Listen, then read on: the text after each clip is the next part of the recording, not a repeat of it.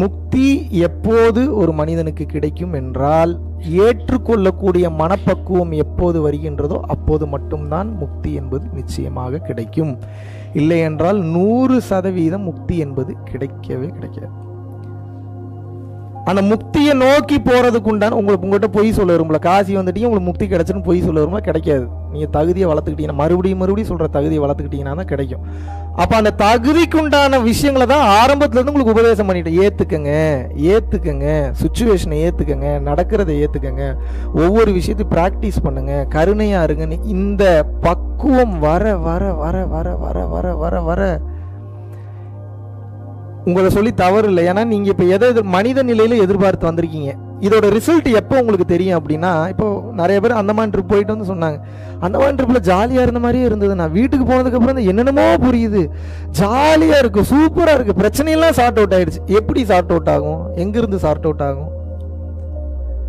100% நம்பி அந்த பயணத்தில் இருக்கும்போது இறைவன் அந்த அருளாசிகளை கொடுத்தார். அதுபோல இந்த முக்தியை நோக்கி வந்த பயணம் உங்களுக்கு முழுமை பெற வேண்டும் என்றால் இந்த விஷயத்துல நீங்க கத்துக்கிட்டது என்ன?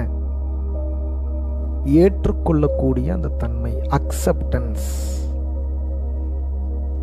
இங்க மட்டும் இல்ல, பிடிச்சவங்கிட்டே ஒரு விஷயத்தை அக்செப்ட் பண்ண முடியலன்னா பிடிக்காதவங்கிட்ட எதை போய் அக்செப்ட் பண்ணுவீங்க? நீங்க எப்படி முக்தி கிடைக்கும் உங்களுக்கு? ஏற்றுக்கொள்ளக்கூடிய மனப்பக்குவத்தை கொஞ்சம் கொஞ்சமாக நீங்கள் வளர்த்து கொள்ள வேண்டும். இப்போ உங்களுக்கு சின்ன எக்ஸாம்பிள் சொல்றேன். இப்போ இவ்வளவு பெரிய தெளிவு நிலையில இருக்க, எல்லாம் சரி, ராம் ஜென்மம் பூமியிலேருந்து வெளியில் வரேன், அப்போ வரைக்கும் எதையும் தொடலை, எந்த பஞ்சாயத்து வந்துடக்கூடாதுன்னு வந்துக்கிட்டே, தம்பி இதை சாப்பிடுங்கன்னு கொடுத்தாரு. ஐயோ என்னடா அது, சரி நான் ஏதோ முட்டாய் தான் சாப்பிட்றேன்னு தெரியாமல் கேட்டேன். அப்புறம் தான் தேவை முட்டாயை சாப்பிடல, கொடுத்த பிரசாதத்தை சாப்பிட்ருக்கிறாரு. கொஞ்சம் அருள் அதிகமாக இருக்கக்கூடிய பொருளை தொட்டாலோ பார்த்தாலோ இல்லை இன்டெக்ட் பண்ணாலும் எனக்கு உடனே உள்ளுக்குள்ளே இருக்கக்கூடிய நாடி நபர்கள் மேலே டிவைனோட கனெக்ட் ஆகிடும். கனெக்ட் அவர் கொடுத்தோடனே வாயில் போட்டால் அடுத்த வினாடி கனெக்ட் ஆகிடுச்சு. டக்குன்னு உள்ளுக்குள்ளே ஒரு மாற்றம், அப்புறம் வாயு மாற்றம் ஏற்படுது, ஆற்றல் நிலை மாற்றம் ஏற்படுது. அப்புறம் கனெக்ட் ஆனால் அப்படியே ஒரு பிளிஸ். ஓகே, அப்புறம் இறைநிலையில் அப்படியே ட்ராவல் பண்ணிட்டு வரேன், ஒரு பேச்சு வராது. இறைநிலையில் இருக்குன்றது நீங்கள் எப்போ தெரிஞ்சுக்கலாம் அப்படின்னா, டீப் சைலன்ஸில் அப்படியே கண்களை பார்த்தேன் அப்படின்னா ஒரு போதை நிலையில் இருக்கும். அப்போ நீங்கள் தெரிஞ்சுக்கலாம் இவன் இறைநிலையில் இருக்கிறான் அப்படின்னு. இந்த கருணையும் இந்த சரணாகதியும், அக்செப்டன்ஸ்ல இன்னொரு பேர் என்ன? சரணாகதின்னு அர்த்தம். உன்னை நான் நம்புறேன்னு ஏற்றுக்கிறேன், இறைவனை சொல்கிறேன். இந்த ரெண்டும் உங்களுக்கு ஸ்ட்ராங் ஆயிடுச்சு அப்படின்னா எழுதி தரேன், நீங்கள் முக்தியெல்லாம் ஓட வேணாம், முக்தி உங்களுக்கு கன்ஃபார்ம்னு வச்சுக்கோங்க. நீங்கள் ஜீவன் முக்தன் என்ற நிலைக்கு சென்று விடு. ஜீவன் முக்த நிலைன்னா தெரியுமா உங்களுக்கு? எந்த ஒரு ஜீவனானது வாழும்போதே சரணாகதி நிலையில் பக்குவத்தை பெற்று விடுகிறதோ அந்த ஜீவன் முக்தி நிலையை அடைந்து விட்டது என்று பொருள். ஐ மீன் சீட் ரிசர்வ் ஆயிருச்சு, டைம் வரும்போது அங்கே போய் லேண்ட் ஆயிரும். இந்த நிலைக்கு பேர் என்ன? ஜீவன் முக்த நிலை. ஜீவன் முக்த நிலை அப்படின்னா என்னன்னா, பக்குவத்தோடு ஒவ்வொரு சுச்சுவேஷனையும் ஏற்றுக்கொண்டு வாழும்போது, முடிஞ்ச அளவுக்கு மாற்ற முயற்சி பண்றோம், முடியல, ஏற்றுக்கிறோம், அந்த சுச்சுவேஷனை அப்படியே ஏற்றுக்கிறோம். இந்த சுச்சுவேஷனை நீங்க டிராவல் பண்ணும்போது அக்செப்டன்ஸ் எப்போ அதிகமாகுதோ உங்களுக்கு முக்திக்குண்டான அந்த சீட் ரிசர்வ் ஆயிருச்சுன்னு அர்த்தம். இந்த நிலைக்கு பேர் ஜீவன் முக்தி நிலை. இப்போ கனெக்ட் பண்ணுங்க, ஃபர்ஸ்ட் டேல இருந்து இப்போ வரைக்கும் கனெக்ட் பண்ணுங்க. இப்போ உங்களுக்கு எல்லாம் புரியும். புரியுதா புரியலையா?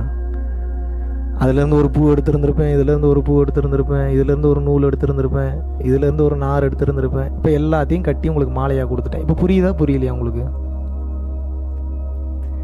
இந்த உலகத்தில் நான் செய்யறது இல்லைங்க, உங்களுக்கு நடக்கிறதுக்கு கூட, நடக்கக்கூடிய எல்லா செயல்களுக்கும் எல்லா சுச்சுவேஷனுக்கும் ஒரு காரணம் உண்டு. அதை தெரிந்து கொள்ளக்கூடிய பக்குவம் உங்களுக்கு கிடையாது. அதனால பைத்தியம் பிடிச்சிருது உங்களுக்கு.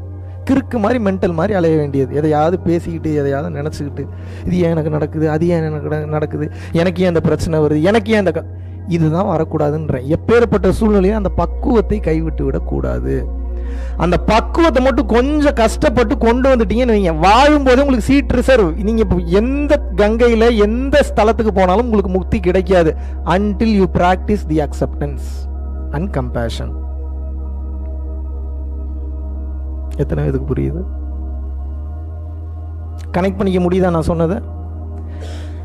இந்த வாழ்க்கை இன்னும் பல விஷயங்களை, பல சிச்சுவேஷன்ஸ் உங்க கண்ணு முன்னாடி கொண்டு வந்து நிறுத்தும். எனக்கு பிடிச்ச மாதிரி ஏன் வரலன்னு கேட்டீங்கன்னா நீங்க முட்டாள்.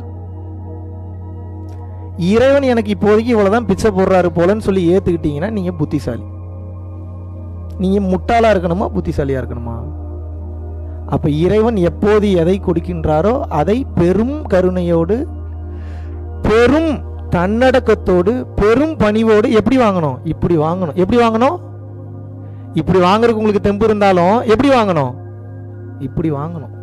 இப்படி வாங்கணும். எப்பா கொடுப்பா சாமி, வாங்கிக்கிறேன், சந்தோஷமா வாங்கிக்கிறேன். இப்படி வாங்கினீங்கன்னா தான் வாழ்க்கையில் எப்படி போவீங்க? இப்படி போவீங்க. குர்ரான் இப்படி வாங்கினீங்கன்னா எப்படி போவீங்க? இப்படி போயிருவீங்க. இப்போ எனக்கு இருக்கிற அறிவுக்கு, எனக்கு இருக்கிற ஞானத்துக்கு, எனக்கு இருக்கிற தெளிவுக்கு எனக்கு என்ன திமிரு பண்ண தெரியாதா? லொல்லு பண்ண தெரியாதா? அகங்காரத்தோட ஆட தெரியாதா? முடியுமா? முடியாதா? எனக்கு இன்னைக்கு என்ன இல்லை, என்ன குறை, இன்னைக்கு எனக்கு எல்லாம் இருக்குது. ஏன் அப்படி இல்லை? ஏன் அப்படி இல்லைன்னா பூரா கரண்ட்டுக்கு பீஸையும் பிடுங்கி உட்கார வச்சுருவாங்க. உட்காரு அப்படின்னு உட்கார வச்சுருவாங்க. நீ பிடுங்கினது பூராமே தேவையில்லாதானி தான், இன்னும் உனக்கு பக்குவம் வரல, உட்காரு, நான் வேற ஆளை பார்த்துக்கிறேன்னு சொல்லி உங்களை கழட்டி விட்டுட்டு அடுத்த ஆளுக்கு அந்த பவரை கொடுத்து அப்புறம் அவனை வேடிக்கை பார்ப்பான். அப்போ அவனும் திமிரு பண்ணுறான்னு அவனையும் கழட்டி விட்டுருவானுங்க. அது வேற மேட்ரு. ஆக மொத்தம் இறைவன் எல்லாத்துக்கும் கொடுக்குறாரா இல்லையா? பயன்படுத்திக்கிறது இல்லை யார். சரணோ, புரியுதா நான் சொல்றது? எப்படி வாங்கணும்? இனிமேல் ஒரு பொருள் கிடைக்கும்போது எப்படி வாங்கணும்? ஐயா சாமி அப்படி வாங்கணும். இந்த பக்குவம் உங்களுக்கு வந்துருச்சுன்னு வச்சுக்கோங்க, நீங்க வாழ்க்கையில எதை கத்துக்கணும்னு நினைக்கிறீங்களோ அதை கத்துக்கிட்டீங்கன்னு அர்த்தம்.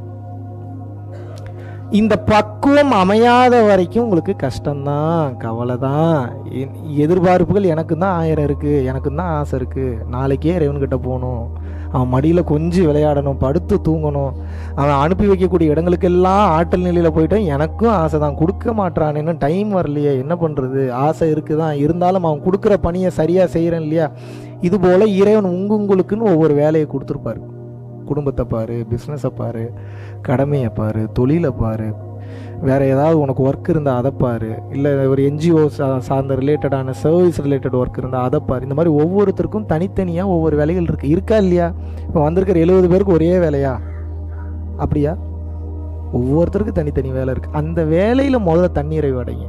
அந்த வேலையை சிறப்பாக செஞ்சு சரியாக செஞ்சு எப்போது நீங்கள் தன்னிறைவு அடைகின்றீர்களோ அப்போது தான் ஞானம் என்பது விளங்கும். விளங்கும்னா என்னன்னு தெரியுமா? புரியும். ஏன் உங்களுக்கு எதுவுமே புரிய மாட்டேங்குதுன்னா தேவை இருக்கு. தேவை இருக்கும்போது எதிர்பார்ப்பு வருது. எதிர்பார்ப்பு வரும்போது நடக்காம போகும்போது டென்ஷன் ஆயிடுறீங்க. டென்ஷன் ஆகும்போது படபடப்பாகுது. படபடப்பில் அண்டாக்குள்ள கை விட்டாலும் போகுமா? ஏங்க அவ்வளோ பெரிய அண்டாக்குள்ள எப்படிங்க போகுமே? போகாது. எப்படி போகாது?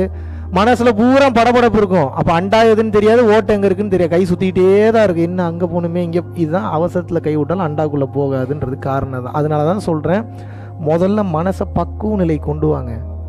பெரிய பெரிய விஷயத்தெல்லாம் அசால்ட்டாக சாதிக்கலாம், அப்படின்றதுக்குள்ளே ஜெயிக்கலாம். முதல் சொத்து என்னன்னா, முதல்ல இங்கே அமைதி வரணும். இங்கே எப்போ அமைதி வரும் அப்படின்னா ஏற்றுக்கிட்டிங்கன்னா தான் அமைதி வரும், இல்லைன்னா வரவே வராது. இதை சூப்பராக சொல்கிறாங்க. Anything you accept without conflicts will take you to peace. That is the miracle of surrender.